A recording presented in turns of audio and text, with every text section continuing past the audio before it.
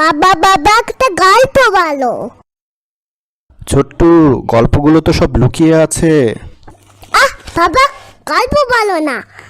আচ্ছা আচ্ছা, গল্পগুলো উকি দিচ্ছে, বলছি গল্প বলছি। হ্যাঁ বাবা বলো। শোন, আজকে কোনো গল্প না, তোকে আজকে দেশের পথশিশুদের কথা বলবো। কালা পাঠচিত্র।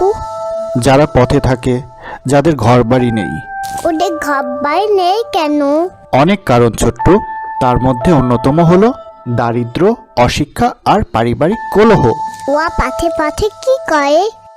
অনেকে ফুল বিক্রি করে, অনেকে পাথর ভাঙে, বাসায় কাজ করে, আবার অনেকে ভিক্ষা করে, আবার এমনও আছে যারা অনেক খারাপ কাজের সাথে জড়িয়ে পড়ে।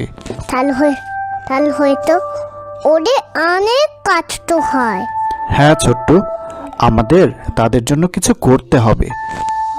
কি করতে হবে আমাদের? সবসময় তাদের কিভাবে উপকার করা যায় সেই চেষ্টা করতে হবে। তাদের জামা কাপড় কিনে দিতে হবে, বই কিনে দিতে হবে, ভালো একটা থাকার জায়গার ব্যবস্থা করে দিতে হবে। আমরা পারি দেখিয়ে দিতে ছোট্টু, হবে। খেতে আয়। যা, খেতে যা। খেতে ইচ্ছে করছে না। শোন, আজ খবরে বলেছে যে বাচ্চারা খাবে না, তাদের টিভিতে আর কখনো কার্টুন দেখাবে না। ঠিক আছে দাও। অসহায় পথশিশুরা।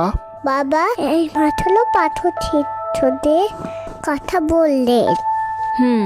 এই পথ শিশুদের অনেক কষ্ট। আমাদের উচিত এই ছোট ছোট পথ শিশুদের সাহায্য করা।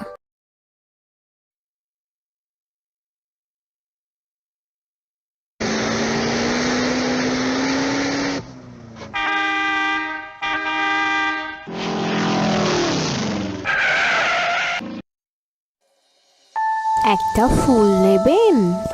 লাফালাছো না কালো না। টাকা পয়সা নাই, খাইতে পারি না, পড়মু কেমনে?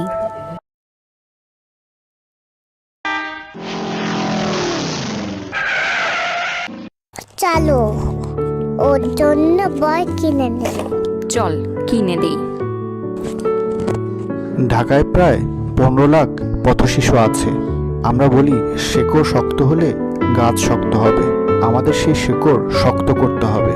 পথশিশুরা হলো সেই শেকড়ের একটা অংশ। আসুন তাদের যত্নের প্রতি মনোযোগী হই।